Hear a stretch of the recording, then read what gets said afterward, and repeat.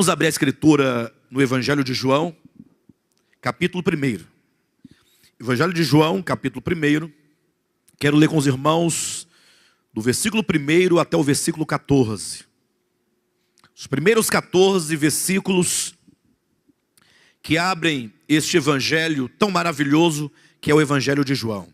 Eu quero pedir de antemão aos irmãos que abra seu coração neste momento e procure se concentrar, e procure compreender, e procure colher cada palavra que será dita aqui nesta manhã.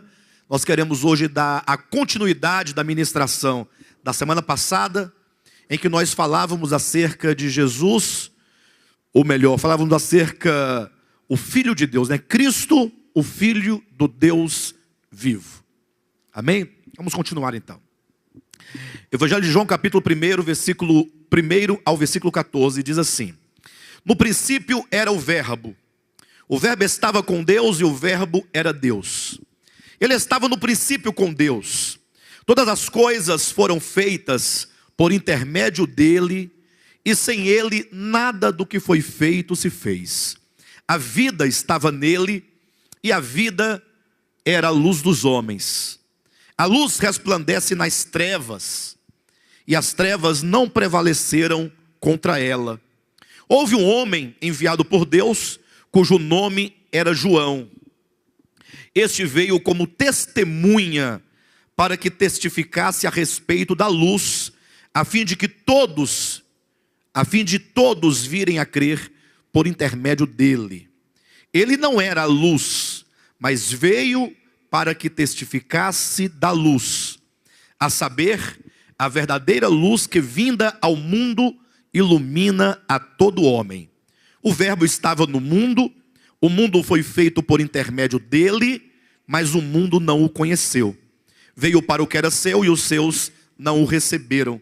Mas a todos quantos o receberam, deu-lhes o poder de serem feitos filhos de Deus, a saber, aos que creem no seu nome, os quais não nasceram do sangue, nem da vontade da carne, nem da vontade do homem, mas de Deus. E o Verbo se fez carne e habitou entre nós, cheio de graça e de verdade, e vimos a sua glória, glória como do unigênito do Pai. Amém? Palavras profundas, né? Palavras que revelam coisas tão grandes.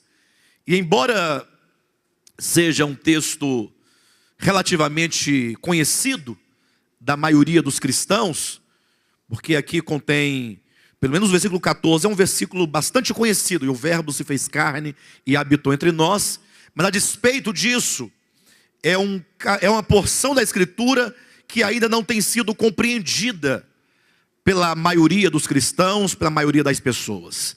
Mas a falta de compreensão não está no aspecto sintático do texto, porque aí seria subestimar a capacidade dos irmãos e das pessoas em geral. Mas o que ocorre é que durante a história da igreja, e eu quero que os irmãos entendam isso desde o princípio, a história da igreja, ela é marcada por muita treva espiritual. Basta que você olhe para a história, para a igreja na sua história, vocês verão a luta que o maligno travou contra a igreja, com o fim de impedir que os santos, que os filhos de Deus, compreendam a verdade do Evangelho. E foram muitas as maneiras que ele se utilizou para ir de encontro à igreja. Primeiramente, ele tentou matar os cristãos, né? Matando mesmo por meio do martírio. Logo no 2º século da era cristã, o que nós vemos ali? Vemos um período em que o Império Romano matava os cristãos, ora esquartejado, ora queimado numa fogueira, ora crucificado. Várias as formas que foram usadas, então, para destruir os cristãos. O que acontece, entretanto, é que na medida em que os cristãos iam morrendo, outros, em muito maior número, crendo no Evangelho, iam aderindo às fileiras do Evangelho. De maneira que logo as autoridades romanas perceberam que o sangue dos mártires era como se fosse sementes. Ou seja, morria um, convertia-se 10. Morria-se 10, convertia-se 100. E assim sucessivamente, de maneira que eles pensaram, ora, se o nosso objetivo é dizimar da face da terra essa igreja, então nós estamos no caminho errado. Porque matando nós estamos multiplicando aqueles que creem no Evangelho. E aí a estratégia logo mudou. E a estratégia, então, foi quando o imperador romano, Constantino, ele fingiu-se converter-se a Jesus Cristo. O que aconteceu que na verdade foi o contrário. Ele entrou e se filtrou na igreja de Jesus Cristo, e então ele conseguiu fazer com que a igreja se convertesse ao paganismo romano. Houve o casamento da igreja com o Estado. E a partir daí então, o que ele começou a fazer foi modificar a verdade de Deus, modificar a doutrina de Deus. De modo então que quando começou a unir a doutrina de Cristo com a filosofia egípcia, grega, romana, ocorreu então que a verdade começou a ser maquiada, foi perdendo a sua clareza, e aí nós entramos logo em seguida na Idade Média, que foi a Idade das Trevas, de modo então que por muitos e muitos anos a verdade de Deus ficou oculta, como ela de fato é, dos cristãos. E isso não ficou diferente depois da Reforma Protestante e nem depois do movimento chamado evangelicalismo, que hoje nós conhecemos pelo movimento evangélico. Isso não mudou. Vivemos ainda num tempo de muita treva, de muita ignorância espiritual. Sobretudo agora, nos últimos dias. Eu costumo falar que se porventura o catolicismo romano, a igreja romana, a igreja medieval, foi a cabeça da degradação, então vivemos hoje no rabo da degradação, no final da degradação. Você imagine que todo rabo, no finalzinho, já é o final do final. Imagine o final do final da degradação. Então nós estamos numa condição muito crítica, embora não pareça num primeiro momento. Porque quando você olha para o mundo cristão, ou para o mundo cristianizado, você vê que as fileiras de evangélicos vão aumentando muito rapidamente. Pessoas que você nunca imaginou que pudesse um dia tornar-se evangélico, de repente está lá, não, agora eu sou evangélico.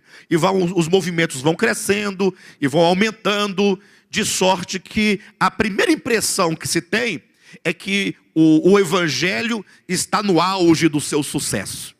Só que essa é uma mera impressão superficial, exterior, que não condiz com a realidade do verdadeiro evangelho de Jesus Cristo.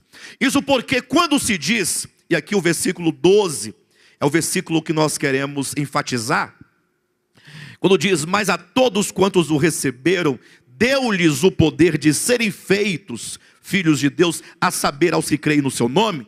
Desse texto se subentende o quê? Que se deva pregar às pessoas e então perguntar para elas quem quer aceitar a Jesus. Quem quer aceitar a Jesus? E ora, no mundo que a gente vive hoje em dia, talvez não antigamente, né? Talvez no primeiro século, segundo século, em que ser cristão, ser pagão e ser judaizante eram coisas totalmente distintas. Mas hoje nós vivemos num tempo em que há um sincretismo muito forte. E as pessoas, quando pensam ser uma coisa, na verdade, de fato não é. Tem evangélico pensando que é evangélico, na verdade ele é feiticeiro. E tem feiticeiro que parece com evangélico, pelas suas práticas. De modo que hoje em dia, quando se diz assim, quem quer aceitar a Jesus? Ora, quem é que não quer aceitar Jesus? Porque aceitar a Jesus se tornou sinônimo de receber alguma coisa boa. Nem que seja o livramento das chamas do inferno para poder morar no céu. Está lá o indivíduo, nunca creu em Jesus, nunca quis Jesus, nunca leu a palavra, sempre perseguiu a igreja, está lá numa cama, todo cheio de câncer, morrendo, destruído. Diz assim, você quer aceitar a Jesus? Se você aceitar, você não vai para o inferno. O que ele diz? Eu estou morrendo, eu vou morrer a qualquer momento. Então, se esse Jesus me leva para o céu, eu quero. De sorte que não se pode dizer efetivamente o que diz o texto, mas a todos quantos o receberam. Receberam a Cristo, receberam a palavra de Cristo, receberam o Espírito de Cristo. O que hoje em dia se passa é, olha, se você aceitar Jesus, ele vai pagar suas contas. Quem é que não quer? A crise que nós estamos vivendo, com a Dilma no governo, quem é que não quer aceitar a Jesus, já que ele vai resolver os meus problemas financeiros? Imagine só. Ou então de repente apareceu uma dor aqui do lado da costela, quando vai ver é um tumor. Então você vem para Jesus, aceita Jesus que ele vai te curar. A pessoa quer. Então no final as pessoas não querem o Cristo de Deus. Elas querem aquilo que o Cristo de Deus pode dar. E nisto há uma inversão. Eu sei que quando você recebe o Cristo de Deus verdadeiramente, muitas bênçãos nós recebemos. Mas recebemos essas bênçãos como consequência natural de se receber o Espírito de Cristo como vida dentro de nós. O problema é que hoje em dia se prega um evangelho pragmático, aquele evangelho funcional. Para acontecer isso, você faz isso. Então você vem, traz uma oferta de R$1.000, Deus vai te dar 10 mil. Ora, quem é que não quer ganhar 10 mil? Eu quero ganhar 10 mil. Você dá 1.000, ganha 10 mil, dá 10 mil, ganha 100 mil. Então essa troca, essa barganha, esse negócio, que na verdade não se pode chamar de evangelho. Na semana passada então nós colocamos aqui, nesses termos, acerca de Jesus, enquanto o Filho de Maria, e colocamos o Cristo de Deus enquanto aquele que é atemporal. Se você observar o Evangelho de João, capítulo 1, ele não começa com nenhuma genealogia, porque logo ele vai traçar uma linha de origem do verbo na eternidade passada. Ele diz, ora, no princípio era o verbo estava com Deus e o verbo era Deus. Esse verbo, que literalmente se lê logos, e se entende de fato como sendo o Cristo de Deus. Lembram lá na semana passada que nós lemos, quando Jesus perguntou para os escribas e os fariseus acerca, quem vocês dizem ser o Filho do homem? De quem ele é filho? O Filho de Deus, de quem é filho? E eles responderam, ora, o Cristo é filho de Davi. Quando os fariseus disseram, ele é filho de Davi, Jesus não aceitou a resposta. Jesus repreendeu, dizendo, não, como é que ele pode ser filho de Davi, se Davi lhe chama Senhor? Pode, porventura, o pai chamar de Senhor ao seu filho? Não seria o contrário? Como é que pode ser? Então Jesus não aceitou a resposta dos escribas e fariseus como se fosse uma resposta correta. Ele diz, não, está errado. Em seguida, depois ele perguntou para os discípulos, e vocês, o que dizeis ser o Filho do homem? Quem é o Cristo para vocês? Foi aí quando Pedro, recebendo uma revelação do Pai, disse, tu és o Cristo, o Filho do Deus vivo. Pastor, mas eu não entendo por que você insiste numa coisa tão insignificante. Jesus não é o filho de Davi ou não é o filho de Davi? É ou não é? Não, Jesus é ou não é o filho de Davi? É o filho de Davi. Mas eu quero que vocês se lembrem de uma coisa. Lembrem-se daquele exemplo, daquele caso bíblico que eu citei a semana passada, quando uma mulher cananeia ia atrás de Jesus dizendo, Jesus, filho de Davi, tende misericórdia de mim, porque a minha filha está horrivelmente endemoniada. E a Bíblia diz que Jesus, ele fingia não ouvir. Ele continuava caminhando, sem dar atenção ao que aquela mulher dizia. E a mulher ia aumentando a voz, clamando, Jesus, filho de Davi, tende piedade de mim, a minha filha está horrivelmente endemoniada. E aquele clamor ia perturbando de tal modo, e Jesus fingia simplesmente não escutar. Foi aí que seus discípulos disseram, ô Jesus, ô mestre, atende logo a essa mulher, porque ela já está perturbando, ela está incomodando, então o senhor cura logo, e aí despede logo essa mulher. Jesus então parou e respondeu da seguinte maneira, não se pode, atenção para esse detalhe, tirar o pão dos filhos e dar aos cães. Ora, por que ele dizia isso?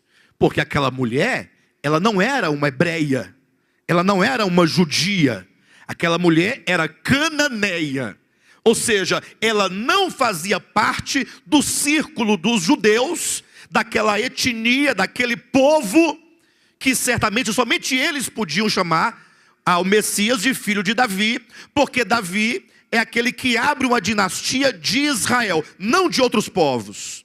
De sorte que Jesus está ensinando algo. Se vocês entenderem que o Messias é o filho de Davi, então quantos não forem judeus estarão fora das bênçãos messiânicas? O que Jesus quer dizer é que as bênçãos da salvação, ela não está para os judeus. A bênção da salvação está para a humanidade.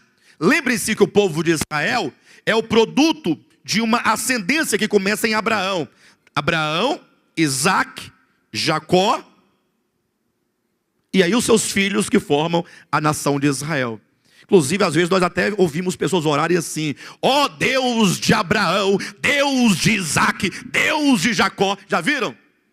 Ora, uma invocação totalmente ignorante do ponto de vista da revelação de Deus. Porque quando você clama pelo Deus de Abraão, de Isaac e de Jacó, você está clamando pelo Deus de Israel. É como se você reivindicasse as bênçãos de uma aliança que Yahvé fez com o povo de Israel exclusivamente.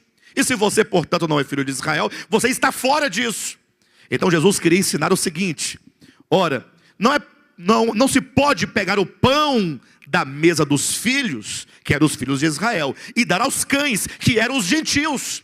Foi aí neste momento que a mulher entendeu. E aí ela mudou de filho de Davi para Senhor. E disse: sim, Senhor. Vocês sabem que Senhor, no Antigo Testamento, é o título atribuído ao Eterno. E no Novo Testamento é o título atribuído, que é Kurios em grego, é atribuído ao Cristo de Deus. Quando ela diz sim, Senhor, ela diz sim, Cristo de Deus. Ela está dizendo: então eu entendo que os gentios também podem participar, nem que seja comendo das migalhas que caem da mesa. Quando então ela diz sim, Senhor, então Jesus cura a sua filha, liberta a sua filha. Então nós temos que compreender que há um problema histórico ao longo da história da igreja, começando do 3º século, do 4º século em diante. Qual é o problema? Quando a igreja de Jesus Cristo, que era simplesmente igreja, ela se institucionalizou, tornando-se igreja romana. Quando virou igreja romana, excluiu agora um tanto de pessoas que não participam desta instituição romana. Agora, não é agora o Cristo dos homens, como está lá em 1 Timóteo, capítulo 2, versículo 4, quando diz que Deus deseja que todos os homens sejam salvos e que cheguem ao pleno conhecimento da verdade. E aí diz: porque há um só Deus e um só mediador entre Deus e os homens. Então não é entre Deus e a igreja romana. E o pior, depois que passou aquela era das trevas, veio um movimento de reforma. Olha como o cristianismo, ele vai se manifestando em blocos. Vindo o movimento de reforma, começou as chamadas igrejas protestantes, que agora está em oposição institucional e denominacional às igrejas católicas. Agora fica assim: ou você é católico ou você é protestante. Olha como que os homens facilmente, eles conseguem criar os seus chiqueirinhos, os seus quadrados, para excluir aqueles por quem Jesus morreu. Bem, se você é católico, você está perdido. Se você é protestante, você está o quê? Salvo. Eu estou falando alguma besteira? Como é que se entende? Para ser salvo tem que ser o quê? Tem que ser evangélico. Pastor, mas não estou entendendo o que você está falando mais. Agora está tudo. Você está rompendo as fronteiras? Sim, estamos rompendo fronteiras para dizer que não existe instituição que salve qualquer homem. Nem católica, nem protestante, nem evangélica. Quem salva é Jesus Cristo. É Jesus Cristo. E nenhum homem está autorizado a dizer que fulano está salvo ou perdido porque ele não participa da sua instituição. Não, pastor, mas você não está entendendo. É porque a igreja protestante, estou falando em termos de reforma, é a igreja que tem a doutrina verdadeira. Porque a igreja católica, a igreja apóstata, tem uma doutrina falsa. Bem, depois das igrejas protestantes, virá ainda um outro movimento, o terceiro. Um outro bloco, que para quem não sabe, e a maioria não sabe disso, é um bloco que está em oposição aos dois anteriores, que é o catolicismo romano e o protestantismo, vai surgir o movimento evangélico. Ah, pastor, negativo. Movimento evangélico é protestante. Não. Você não sabe o que é protestante. Protestante tem fundamentos calvinistas. E evangélicos não creem no calvinismo. Os evangélicos, inclusive, chamam o calvinismo de doutrina de demônio. Porque o calvinismo, eles partem de uma premissa que uma vez salvo, para sempre salvo. Eles partem de uma premissa de que a salvação não depende do homem. É lógico que existe todo um fundo político, histórico por detrás, mas ele parte dessas premissas. Já o evangelicalismo, não. Eles dizem, não, o homem é salvo por meio da morte de Cristo, mas o homem participa do processo de salvação, de modo que o homem ele pode aceitar a salvação, rejeitar a salvação, ele pode fazer o que ele quiser. O ser salvo ou perdido não depende de Deus, depende exclusivamente do homem. E nesse sentido, o movimento cristão evangélico está em oposição ao calvinismo. Portanto, o protestantismo não é o mesmo que ser evangélico. São duas coisas distintas. Para um evangélico tornar-se, no caso, um reformado, ele tem que abrir mão do arminianismo. Ele vai ter que abrir mão dessa doutrina de salvação por meio de obras humanas. No caso, um reformado, para se tornar um evangélico, ele vai ter que abrir mão das suas premissas quanto à salvação. Então são coisas muito diferentes uma da outra, de modo que cada bloco agora se fecha dentro da sua compreensão teológica e cada um reivindica para si o direito de dar ou tirar a salvação das pessoas. Ou seja, se você se converter, no meu segmento você está salvo. Se você não se converter, no meu segmento você está perdido. E isso, hoje em dia, até que melhorou muito. Porque há 2 décadas atrás, se dizia, por exemplo, quando um assembleiano olhava para um batista, ele dizia, os batistas estão perdidos. Quem lembra disso? Eu tenho 41 anos de cristão. E já passei por quase todos esses segmentos. Mas pastor, por que há 20 anos se dizia isso? Porque o assembleiano há 20 anos... A assembleiana, há 20 anos, ela usava um vestidão comprido, há 20 anos. Hoje não. Há 20 anos usava um vestidão comprido, ou um saião comprido, aquelas blusas, camisa de viscose, aquelas golona, aquele cocôzão, lembra? Não tirava sobrancelha, não passava blush, nem batom, nem lápis, nada disso. Vinha com aquela carona igual nasceu. Né? Como nasceu. Não rapava, hoje eu vou ser um pouquinho mais, usar um eufemismo hoje. Não rapava as axilas, que é o mesmo que sovaco. Não rapava. Isso há 20 anos. Porque entendia que Deus se ofendia se rapasse o sovaco, Roserene. Imagina só que situação. É verdade, há 20 anos era assim. Eu acompanhei. Aí não depilava as pernas. O restante não tem que falar mais nada, né, irmãos? E assim, não pintava as unhas. Não pintava as unhas. Os homens não usavam short, não usavam bermuda, não usavam calça jeans. Podia ser o dia que fosse, a hora que fosse, calça social, calção de tergal. E aquele sapatão Vulcabras. Vocês lembram disso? Assim era antigamente. E aí quando olhava para uma irmã batista, a irmã batista mais evoluída, cabelinho cortadinho, um brinquinho, uma calça esporte, que se dizia calça esporte. Antigamente era calça esporte. Aí quando a Assembleia olhava, não pode, essa está condenada, está perdida.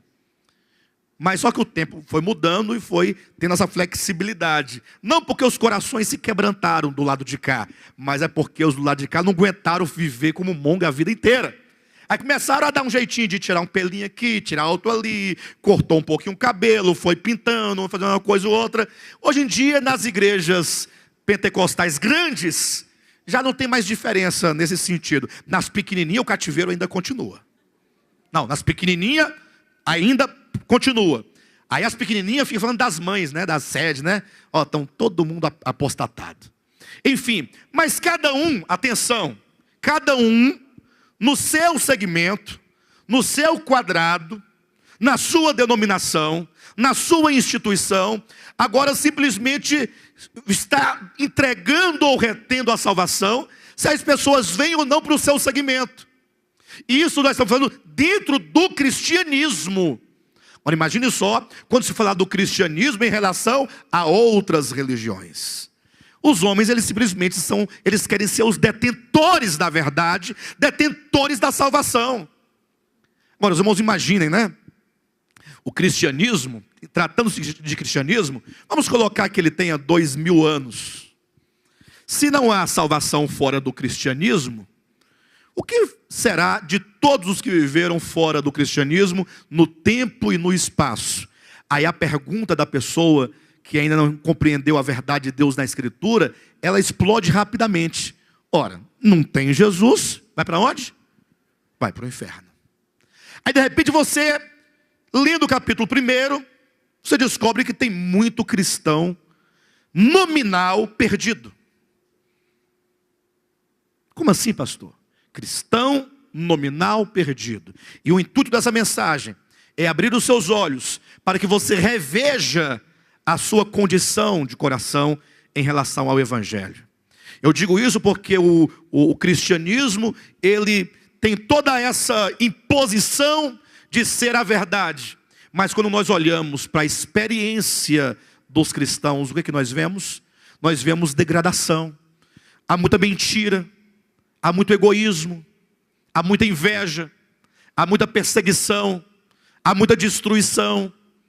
Jesus diz o seguinte: olha, se vocês amarem uns aos outros, o mundo saberá que vocês são meus discípulos. Aí eu pergunto para vocês, e fica aqui o desafio. Isso aqui vai para a internet, está sendo agora transmitido ao vivo. Se alguém no mundo estiver me ouvindo e quiser aceitar o desafio, esteja aí. Quando foi que na história você reconheceu a igreja porque ela demonstrava o amor de Cristo? Quando foi que você, olhando, não é para doutrina, não é para pregação não, quando você reconheceu a igreja historicamente se derramando em amor pelo mundo? Nós conhecemos uma igreja que matou as pessoas nas estacas, crucificadas, queimadas, esquartejadas, e mesmo no período de reforma foi uma luta política de muita morte. E mesmo depois, hoje em dia, você vê uma igreja que é sinônimo de dinheiro. Hoje em dia não tem como desvincular ou desvencilhar a ideia de igreja de dinheiro. Falou de igreja, lembrou de dinheiro. Por causa do tal evangelho da prosperidade. O que é uma grande doença no meio do povo de Deus. É um câncer que está consumindo o povo de Deus e afastando-o da verdade. Mas quando você olha então para esse capítulo 1 de João, como as coisas mudam. Aí você então começa a perceber uma coisa que não tem nada a ver com essas instituições, nada a ver com os segmentos que os homens impõem, nada a ver com aquilo que o próprio homem constrói na história. João começa dizendo o seguinte: olhe para o princípio. Para você poder receber vida eterna, você precisa olhar para o princípio, olhar para aquele que desde o princípio era, aquele que é autoexistente, ou melhor, aquele que não pode ser classificado juntamente com os seres criados, aquele que é incriado, aquele que é eterno. Você tem que dirigir os seus olhos para Deus. E Deus não é propriedade sua, nem minha, nem do De Volta à Palavra, nem de nenhuma outra instituição. No princípio era o Verbo, e o Verbo estava com Deus, e o Verbo era Deus. Aí você então contempla esse que é Deus. E o texto continua dizendo: todas as coisas, não são algumas coisas não, todas as coisas foram feitas por intermédio dele, e sem ele nada do que foi feito se fez.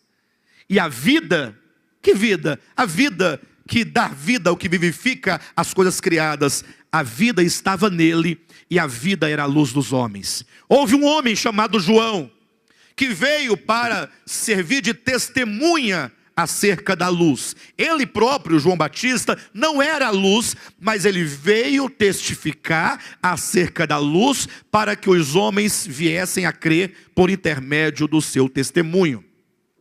E aí o versículo 10, 11, 12 e 13 e 14 é o cerne da mensagem de hoje. O verbo estava no mundo. Os irmãos, imaginem que um dia esse Deus grande, esse Deus soberano, esse Deus criador, esse Deus que é a luz, esse Deus que é a verdade, esse Deus que é amor, o verbo estava no mundo. Ou seja, um dia Deus se fez criatura e ele entrou no meio dos homens. Que maravilha!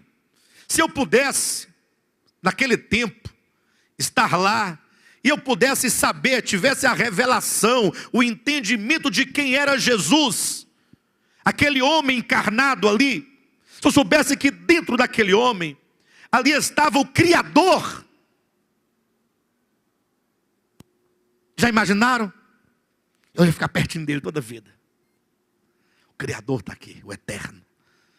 E eu falar assim, e o Senhor sabe que eu sei quem o Senhor é. Mas imagine só, o verbo estava no mundo, vírgula. O mundo foi feito por intermédio dele, vírgula. Mas o mundo não o conheceu. E aqui está uma chave. A chave, eu digo, do discernimento. Imagine, o verbo estava no mundo, o mundo foi feito por intermédio dele, e o mundo não o conheceu. Nós não podemos subestimar os judeus, achando que nós somos melhores do que eles. Os judeus daquele tempo olharam para o Nazareno, e o que eles viram? Eles viram um Nazareno. É apenas um Nazareno. Mais nada, um revolucionário, um agitador de massas. Quem sabe um charlatão que diz fazer milagres. Mas está aqui, ali estava, naquele homem, estava o verbo, estava o Logos, estava o Cristo, estava Deus andando entre os homens, mas os homens não o conheceram. Aí eu pergunto para você, cristão, evangélico, há tantos anos, conhece a Cristo? Ah, pastor, eu conheço. Porque eu aceitei Jesus em 1979. Então eu conheço a Cristo. Porque desde 79 eu recebi a Jesus Cristo. Eu aceitei a Jesus. O mundo, porém, não o conheceu. Veio para o que era seu, os seus não o receberam. Versículo 12. Mas a todos quantos o receberam. E a pergunta é, você recebeu a Cristo? Você recebeu a Cristo? E eu quero que você me ouça com muita paciência, para você não sair dessa porta correndo, desesperado, com medo de mim, com medo do ministério, com medo da palavra, com medo de você. Calma que você vai entender esta verdade. Olha para a sua Bíblia, versículo 12 e 13. Se segura aí. Mas a todos quantos o receberam. Você recebeu a Cristo? Você recebeu a Cristo? É a pergunta. Talvez sua resposta seja sim, pastor, eu recebi a Cristo em 1979. Tem até inclusive o meu comprovante lá de batismo, certificado de batismo. Me lembro como se fosse hoje, naquele dia, naquela chácara. Mas eu estou perguntando, você recebeu a Cristo ou você aceitou a Jesus? Sabe por que a sua vida está desse jeito? Porque talvez você tenha simplesmente aceitado a Jesus. Porque te falaram que aceitar a Jesus era sinônimo de vantagem. E você quis essa vantagem, talvez até porque você estivesse sofrendo uma angústia, e você queria de todo modo se livrar daquela angústia, e se esse foi o meio, você foi. Mas eu quero saber se você recebeu a Cristo, Pastor, eu quero saber qual é a diferença entre receber a Cristo e aceitar a Jesus. Então não se desespere, mas leia comigo. Versículo 12. Mas a todos quantos o receberam, deu-lhes o poder de serem feitos filhos de Deus. Então, se você recebeu a Cristo, atenção, e se no final da mensagem você descobrir que você não recebeu a Cristo, você hoje poderá recebê-lo, se você quiser. Talvez você tenha aceitado a Jesus, mas hoje você pode receber a Cristo. Mas a todos quantos o receberam, o que aconteceu? Deu-lhes o quê? O poder de serem feitos filhos de Deus. Então diga assim: eu recebi a Cristo, tornei-me filho de Deus. E aí nós começamos a entrar para um campo um pouco mais melindroso, porque até então, afirmar que você recebeu a Cristo é muito subjetivo, você pode apenas falar isso. Mas agora quando você diz, então eu me tornei filho de Deus, agora vem uma prova fundamental. Abra sua Bíblia, na primeira epístola de João. Vamos ler o capítulo 2 primeiro, depois vamos para o 3, para o 4, para o 5. Né? Então você recebeu a Cristo, e você então se tornou filho de Deus. Capítulo 2 de 1 João, capítulo 2, versículo 3. Ora, sabemos que o temos conhecido por isto, se guardamos os seus mandamentos. Está aí? Como é que você sabe se você o conheceu? João, Evangelho, capítulo 1, diz que o mundo não o conheceu. O verbo estava no mundo, o mundo foi feito por intermédio dele, mas o mundo não o conheceu. Então o mundo não o recebeu porque não o conheceu. O que significa que só pode receber aqueles que o conhecem.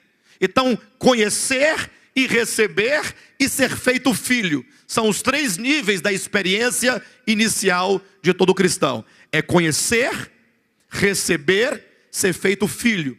Só que agora no capítulo 2 de 1 João diz que sabemos que o temos conhecido por isto, se guardamos os seus mandamentos. Mas logo quando se lê esse texto, se guardamos os seus mandamentos, o adventista, o ex-adventista, o adventista desviado, ele se aproveita e fala assim: tá vendo aí, pastor? Tá, olha, a igreja verdadeira é a que guarda os mandamentos de Deus.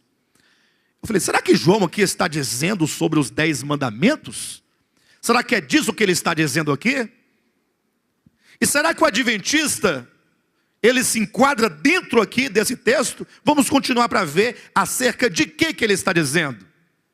Versículo 3, sabemos que o temos conhecido por isso, se guardamos os seus mandamentos. Aquele que diz eu o conheço e não guarda os seus mandamentos, é mentiroso e nele não está a verdade. Aquele, entretanto, que guarda a sua palavra, agora mandamentos se tornou palavra. Aquele, entretanto, que guarda a sua palavra, nele verdadeiramente tem sido aperfeiçoado o amor de Deus. Nisto sabemos que estamos nele.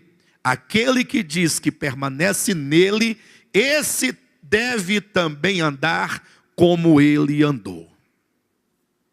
Como é que deve andar aquele que conhece a Cristo? E como é que você tem andado? Como é que você tem andado no seu lar? Como é que você tem andado no seu trabalho?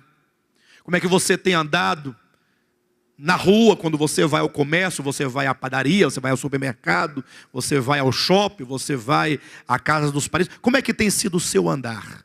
Agora cuidado, porque quando se fala de andar, e aqui está uma sutileza do maligno muito grande, nós vimos isso acontecer na história muitas e muitas vezes, tem se colocado assim, olha, se você vestir essa roupa, se você não comer essa comida, se você não fizer isso no cabelo, se você andar nesse estereótipo, aí você vai andar como ele andou. Será que como ele andou significa andar com as roupas que você disse que são corretas? Será que como ele andou significa o aspecto exterior? Se fosse assim, você deveria ter que deixar um barbão grandão, usar uma túnica, usar uma capa, usar uma sandália de correias, uma alparcata. Mas não, como ele andou, refere-se ao aspecto do coração. Olha o que vai dizer então no versículo seguinte, versículo 7. Amados, não vos escrevo mandamento novo, senão mandamento antigo, o qual desde o princípio tivestes. Esse mandamento antigo é a palavra que ouvistes. Então entenda isso, meu irmão. Receber a Cristo é receber a palavra de Cristo. Quando alguém diz, eu recebo a Cristo, você está dizendo, eu recebo a sua mensagem. Eu estou de acordo com a mensagem do Cristo de Deus. Porque o Cristo de Deus veio ao mundo e ele pregou, e ele ensinou, e ele proclamou, e ele falou a sua verdade ao mundo. Só que a verdade de Cristo, como bem chamou a atenção o irmão Márcio, na semana passada, quando ele fez aqui a oração final, ele falou, Senhor, a tua igreja, todos nós sorrimos quando o pastor falou acerca da capa e da túnica, porque chega a ser hilárico, é hilárico, você imaginar a mensagem de Cristo em pleno século 21. Querem ver uma coisa? O Evangelho diz assim, olha, não te negues aquele que te pede emprestado. Não negues aquele que te pede emprestado. Chega fulano, me empresta aí R$1.000. É lógico que às vezes você não tem para emprestar, você não pode dar o que você não tem. Mas às vezes você tem. E você tem muito. E está guardado. Guardado para quê? Não, para uma necessidade. Vai que amanhã eu adoeça, uma coisa. Né? E o outro, coitado, está precisando de fazer umas compras para os seus filhos naquele dia. Mas você está preocupado com a doença que vai vir, sabe lá quando. Você está acumulando, guardando, e você não empresta, você não dá, você acumula, e você então nunca tem, porque o que sobra não tem mais, porque você guarda, o que está guardando você não tem mais, porque agora você não pode mexer naquele dinheiro. A mensagem de Cristo diz, não negues aquele que te pede. Diz, se você tiver 2 túnicas, dê uma. Tiver 2 calçados, dê um a quem não tem. Só que essa mensagem, ela não se enquadra, ela é antiquada para esse século. Esse século é egoísta, é capitalista, é individualista, é cada um por si e Deus por todos. Ou seja, você cuida da sua vida, que eu cuido da minha.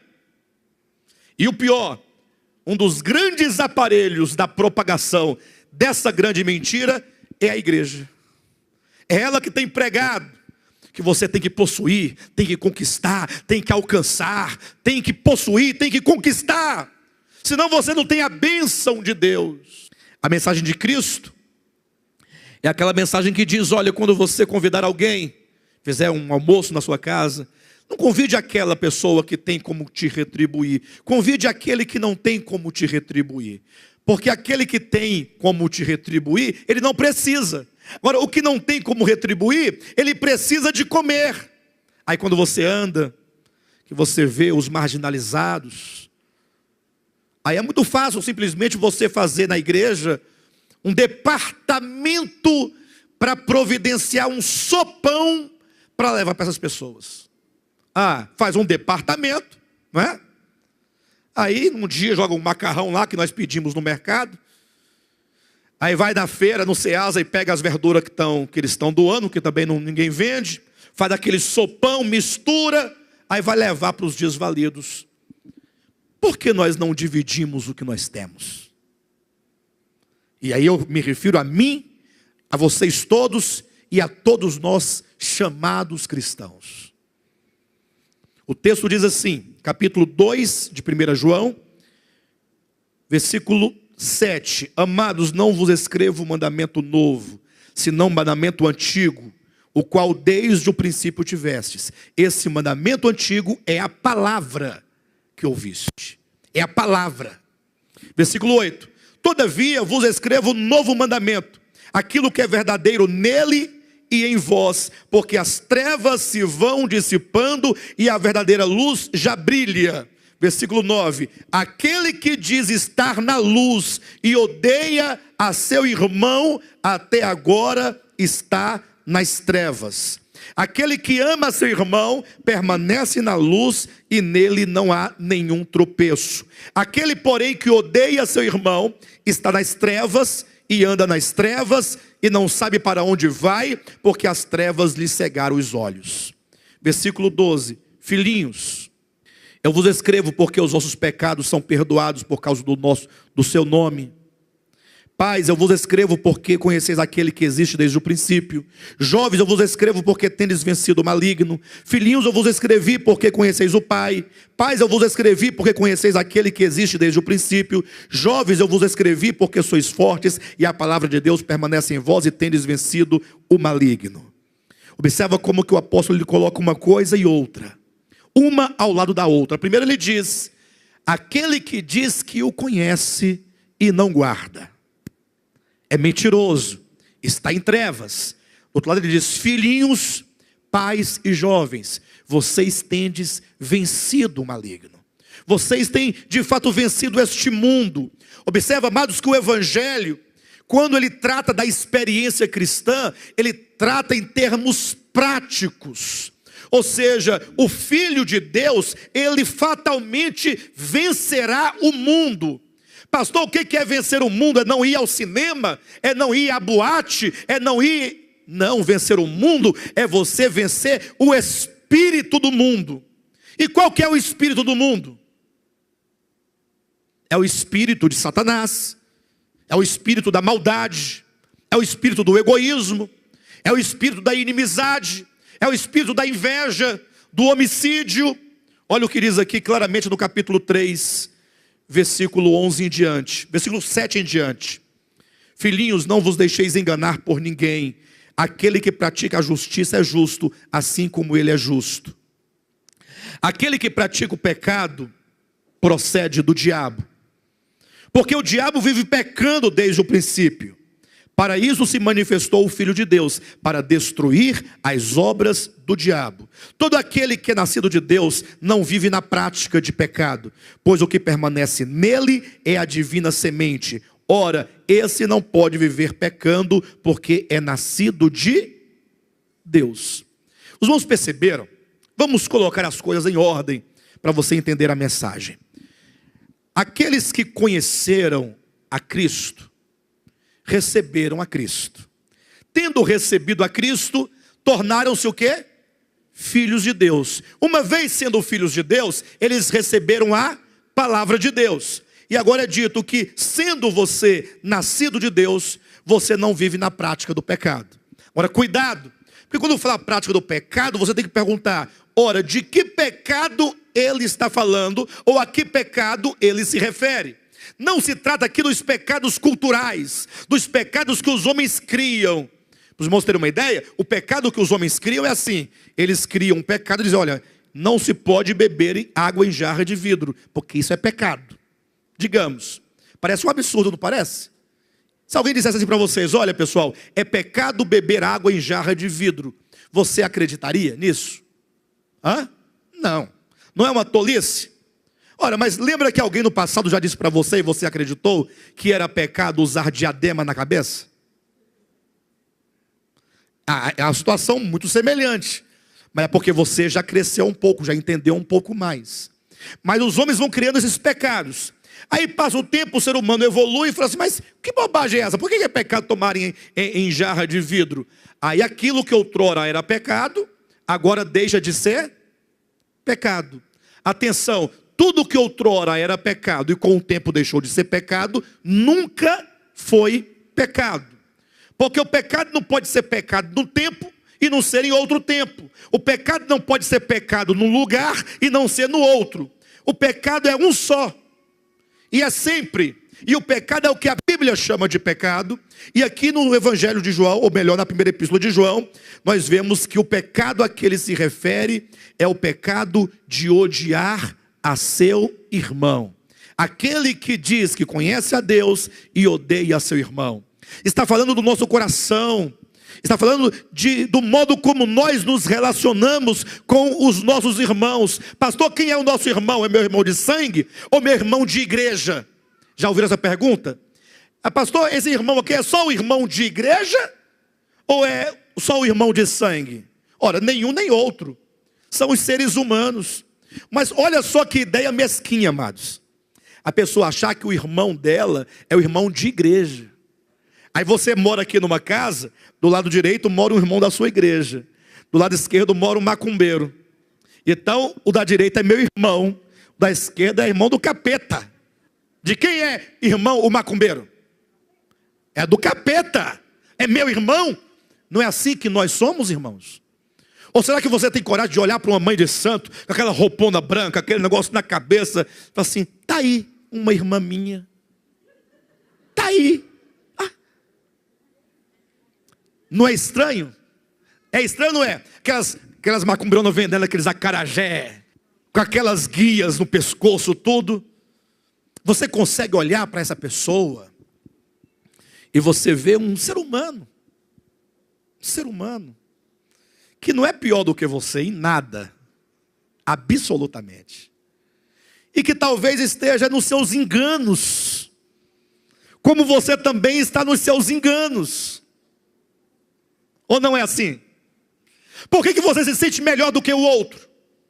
Porque o outro é do demônio e você é de Deus?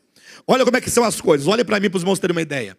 Se de repente tiver um irmão na igreja se levantar e falar, irmãos, vamos orar porque eu tive uma visão. Eu vi um ninho de cobra na cabeça do irmão fulano. Umas serpentes assim na cabeça dele. No outro dia ele vai se levantar, irmãos, eu vi uma luz entrando por aquela porta, e ela foi ficando cada vez maior, e chegou num pastor, iluminou o pastor, glória a Deus, aleluia, não é? Daqui a pouco dizia, aquele irmão, ele tem o quê? Dom de visão. O irmão tem dom, glória a Deus, porque ele tem dom de visão. Mas se um católico falar que está vendo as coisas, falou o que é? Está endemoniado, pode repreender que é demônio. Quer dizer, se o evangélico vê as coisas, é dom de visão, é o Espírito Santo. Se o católico está vendo, repreende que é demônio. É assim que nós somos. A nossa igreja é a única certa. Só nós vamos para o céu. 10 pessoas no céu, em pé, contra o mundo todo no lago de fogo. Como se Deus fosse você, ou fosse igual a mim. Pastor, mas o Senhor não vai julgar os pecadores? Vai. O problema é que Deus não julga como julga o homem. O problema é que Deus não vê como vê o homem.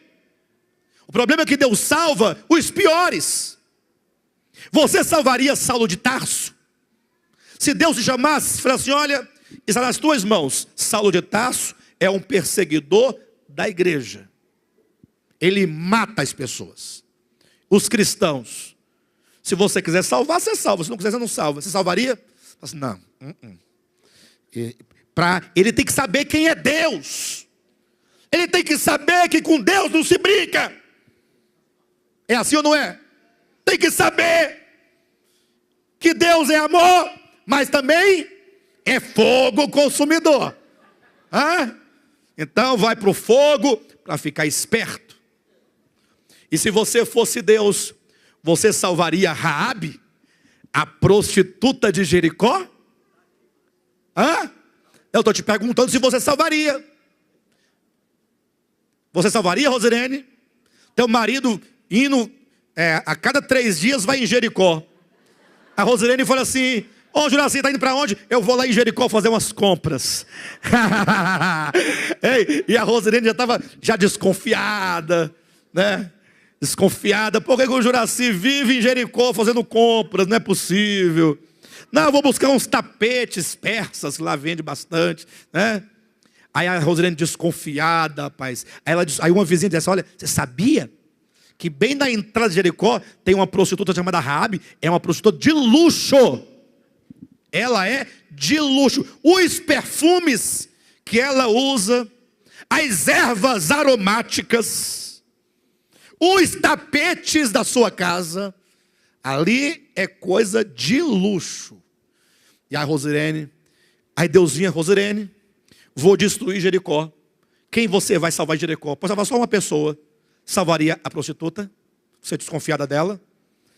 Você fala assim, essa é a primeira a morrer. Eu quero cair uma pedra bem grande na cabeça dela. Quando os muros caírem, eu quero esmagar a cabeça dela. Aí Deus vai lá e salva Raabe. Interessante que na genealogia de Cristo em Mateus, capítulo 1, vamos encontrar 5 mulheres, o que é uma coisa extraordinária, porque em genealogia não entra o nome de mulheres. Nomes de mulheres não entram. Lê qualquer genealogia do Antigo Testamento ou do Novo, você vai ver que somente há nomes de homens. Mas Mateus colocou 5 nomes de mulheres. Das 5, 4 eram mulheres que você nunca salvaria. Que dirá colocar na genealogia de Cristo. Vai macular a genealogia de Jesus. Tem que colocar mulheres santas, né? Mulheres virgens, mulheres puras, mulheres crentes, evangélicas, mulheres de oração, de jejum, de monte, né? Aí foi lá, Mateus colocou quem? Colocou Ruth, que é uma pessoa que o seu povo era amaldiçoado. Colocou lá Raabe, uma prostituta. Colocou Betseba, aquela que teve aquele caso, aquele caso com Davi. Você colocaria a mulher que teve o caso com Davi? Aquela vagabunda. Como é que você chama a pessoa que tem um caso com homem casado? Como é que você chama? Aí colocou lá, né? Betseba. Está lá, Mateus capítulo 1. E ainda colocou outra, Tamar. Essa foi pior. Tamar foi pior. Porque Tamar se casou com um filho de Judá. Aí o filho de Judá morreu e não lhe deu filho. Aí, de acordo com a lei do levirato, ela tinha direito de se casar com o irmão dele, para o irmão dele gerar filho nela. Aí ela casou com o irmão dele. A filha dele morreu e não lhe deu filho. Aí ela falou, sabe de uma coisa? Eu vou ficar no prejuízo? Nunca, jamais. Pegou, se vestiu de prostituta, foi para a beira de uma estrada, falou assim, Judá vai passar por aqui, eu pego ele. Gênesis 38, tem que ler a Bíblia para saber. Os irmãos não pensam que a Bíblia só tem essas coisas bonitas? Tem coisa desse tipo também, mostra na história dos seres humanos, os seres humanos que são assim. Os crentes do Antigo Testamento eram assim. E o povo de hoje também é assim. Você quer ser muito santo, você acha que só você é perfeito, vai para o céu porque você é bom. Tem que entender o coração. Estava lá, Tamar, foi lá, teve o caso com Judá, pegou a capa e o cajado dele e fugiu. Passou no filme, né? Na novela. Tá bom. Perfeito. Então, o que acontece? Aí tá bom, passou o caso. Depois tá lá Judá, todo tranquilo na casa dele, pensando, poxa, eu tive um caso com uma prostituta e ela me roubou meu cajado e minha capa. Pode uma coisa dessa? Me roubou. Se eu pego essa desgraçada, ela vai ver o que acontece com ela. Daqui a pouco, vem lá Tamar. Tudo bem, Judá? Tudo bem. Estou vendo que você não anda com sua capa, nem com seu cajado. Ela, pois é, rapaz, estava aqui na porta, alguém levou, não sei como é que foi. E ela falou assim, não, estão aqui, eu vim te devolver. Ou seja, era eu que estava lá com você. Lembra? Foi essa mulher que entrou para a genealogia de Jesus Cristo. Por que essas pessoas entram para a genealogia de Jesus? Por quê? Porque Paulo disse que Cristo Jesus veio ao mundo para salvar os pecadores, dos quais eu sou o principal. Então nós temos que começar a quebrar os nossos paradigmas de uma religiosidade que meramente aceitou a Jesus pelas vantagens que ele podia dar, mas não recebeu o Espírito de Cristo. Deus é amor. Quando esse Espírito de Cristo começar a se manifestar de nós, toda a nossa vida começa a mudar. Continuando aqui no texto de 1 João capítulo 3, diz assim no versículo 9, todo aquele que é nascido de Deus não vive na prática do pecado, pois o que permanece nele é a divina semente. Ora, esse não pode viver pecando porque é nascido de Deus. Ou seja, queridos, quando a pessoa recebe a Cristo, ela nasce de Deus. Quando ela nasce de Deus, ela recebe a divina semente. Essa divina semente é a vida de Deus. O nascido de Deus, ele participa agora de uma vida celestial. Ou seja, agora ele vai possuir um coração tanto quanto o coração de Cristo. Pastor, mas só uma pergunta, isso é assim, você recebeu a Cristo e automaticamente você já está deste modo? Ou existe um processo? E aqui que está o grande detalhe, existe um processo. Graças a Deus, né? Senão a gente ia chegar à conclusão de que nós não tínhamos ainda recebido a Cristo. Mas observa que quando o texto diz, aquele que pratica o pecado procede do diabo, e no 12 diz, todo aquele que é nascido de Deus não vive na prática do pecado, esses dois pronomes, aquele e esse todo aquele, aqui no texto grego, ele não necessariamente tem que ser entendido como aquele, mas, ou como alguma pessoa específica, mas é aquela parte que recebeu a Cristo. Por que aquela parte? Porque a salvação, ela não se dá de uma vez só.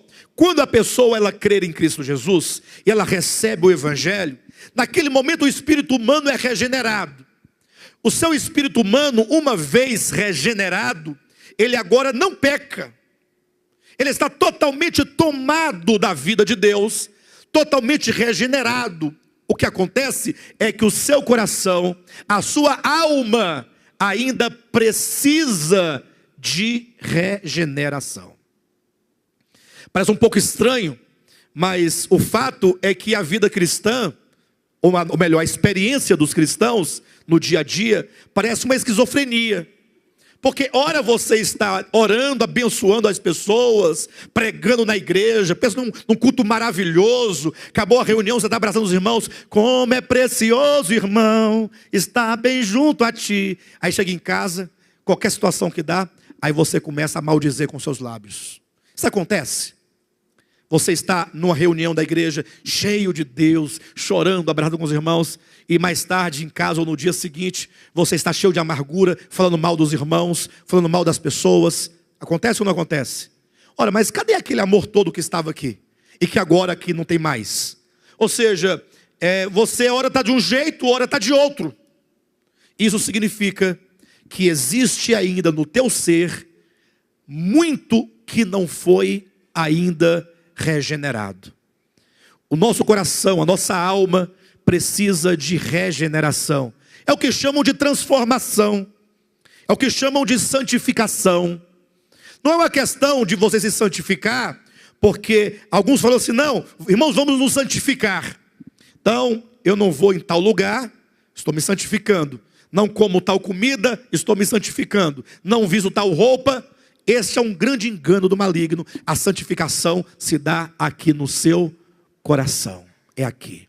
Na medida em que você permite que o Espírito Santo fale a você, que você permite que o Espírito Santo trabalhe a palavra dentro de você. Hoje vamos sair daqui nesta manhã e você tem a chance de ir para casa orando essa mensagem dizendo, Senhor, o quanto eu preciso de ser feito filho de Deus. E para isso, não basta você dizer, eu quero ser feito filho de Deus. Você tem que recebê-lo. E aí o desafio é, leiam os evangelhos. Leiam Mateus, Marcos, Lucas, João, procurando olhar o coração de Cristo, procurando entender a mente de Cristo, a alma de Cristo, para que você possa compreender a mensagem de Cristo. E você vai perceber que muito do que Jesus diz no seu evangelho, você não concorda. Você não concorda, você não recebeu. Vida cristã não é uma questão filosófica. Vida cristã é algo orgânico. É algo do coração. O alvo da vida cristã é o seu próprio coração. Constantemente, Senhor, eu preciso de ser trabalhado. Como diz o Evangelho de João, né? Veio para os seus não receberam, mas a todos quantos o receberam, deu-lhes o poder de serem feitos filhos de Deus, a saber, aqueles que não nasceram da carne, nem do sangue, nem da vontade do homem, e o verbo se fez carne.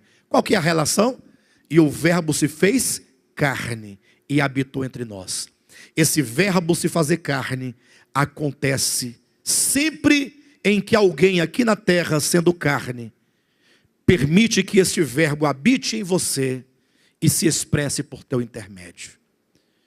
O verbo se fez carne no homem Jesus. O homem Jesus andou sobre a terra, ele distribuiu amor, compaixão, bondade, misericórdia. Agora ele quer se fazer carne em cada um de nós.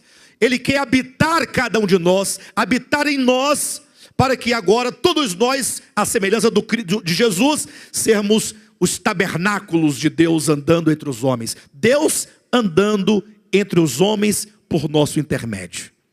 Aí quando olharem para mim, olharem para você, gente, que maravilha! A terra se enchendo de Deus, na medida em que se enche dos filhos de Deus. Aí o mundo vai olhar para nós e vai dizer: olha, verdadeiramente esses são discípulos de Cristo, porque eles andam como Ele andou. Quando as pessoas começarem a identificar no nosso viver a pessoa de Cristo em nós, aí muda. Nosso objetivo com tudo isso, queridos, é levar os irmãos a considerarem que por muito tempo nós vivemos uma religião chamada cristianismo. Por muito tempo. Imaginem só, 2000 anos não é muito tempo? Tudo bem que a igreja do primeiro século tivesse as suas dificuldades, mas era uma igreja que estava começando. Agora imagine só, uma igreja que cresceu em amor 2000 anos. Como é que estaria hoje o mundo? Como é que seria o mundo hoje, com a igreja no mundo todo, expressando a Cristo? Não seria uma maravilha? Não teria uma grande mudança no mundo? Agora não adianta você ir para a esplanada dos ministérios e lá vai orar pelo Brasil, com a bandeira nas costas, fazendo um ato profético. Isso é bobagem. Vamos fazer marcha para Jesus, fica marchando para Jesus, ó. Qual que é a vantagem disso? Qual que é o sentido disso? O mundo precisa de uma expressão de Deus, e nós estamos buscando isso. Nós estamos abrindo mão de muitos conceitos religiosos. Vocês sabem que quando se abre mão de conceitos religiosos, você perde pessoas religiosas, né? Pessoas religiosas falam: não, essa igreja eu não quero, porque essa igreja só quer saber de Cristo, de Cristo, de Cristo. Tudo é Cristo. Aí ele vai atrás do que ele quer. A gente perde pessoas. Mas quantos queiram permanecer aqui conosco, na busca da vida deste novo homem, são nossos convidados a buscar em oração, sinceridade, verdade, reconhecimento. Quanto que nós precisamos de uma mudança? Lembrando que os cristãos vencedores, que serão arrebatados por ocasião, antes da grande tribulação, são estes que viveram esta vida do amor, porque Deus é amor. Quando isso entrar no seu coração, o amor é algo tão grande, mas tão grande, mas tão grande, que tudo mais perde o significado. Você não vai mais ficar contendendo com ninguém por causa de uma doutrina qualquer que seja. Pastor, mas o amor é tão grande assim? É. Está na Bíblia que de tudo que tem na vida cristã, tudo vai passar. Da vida cristã, havendo línguas passarão, havendo ciência passará, havendo profecias passarão, mas 3 coisas permanecem. Olha que coisa, está dizendo, o tripé da vida cristã. Um cristão autêntico. Você quer saber se a sua vida está autêntica diante de Deus? Então 3 coisas permanecem. Tudo passa, mas 3 ficam: a fé, a esperança e o amor. E dos 3, o mais importante é o amor. Quantas vezes você não foi na casa da sua própria família, porque você falou assim: eu não vou me juntar com os incrédulos? Quantas vezes? Não, porque lá eles vão estar embriagados, e eu tenho que me santificar, separando-me dos ímpios, dos perversos. Quantas vezes? E aí você chama isso de amor? Isso se chama egoísmo. Faça como Jesus. Jesus ia aos banquetes. Aí sim, de fato, os religiosos da época acusavam a Jesus dizendo: olá, ó, comendo com os pecadores, bebendo com os pecadores. Os fariseus não podiam se contaminar. Era um bando de sepulcro caiado. Não era? Sepulcros caiados. Por fora aparentava belo, mas por dentro estava lá os gusanos, os vermes, naquela podridão, naquela lama fética. É assim que é o ser humano sem Deus, que não compreendeu o seu evangelho. Amém? Glória a Deus. Vamos caminhar nesta direção? Que tal nós começarmos a orar em cima desta palavra? Senhor, ganha meu coração, muda meu coração. Quero ter experiências profundas no meu interior, para influenciar os que estão fora de mim. Amém?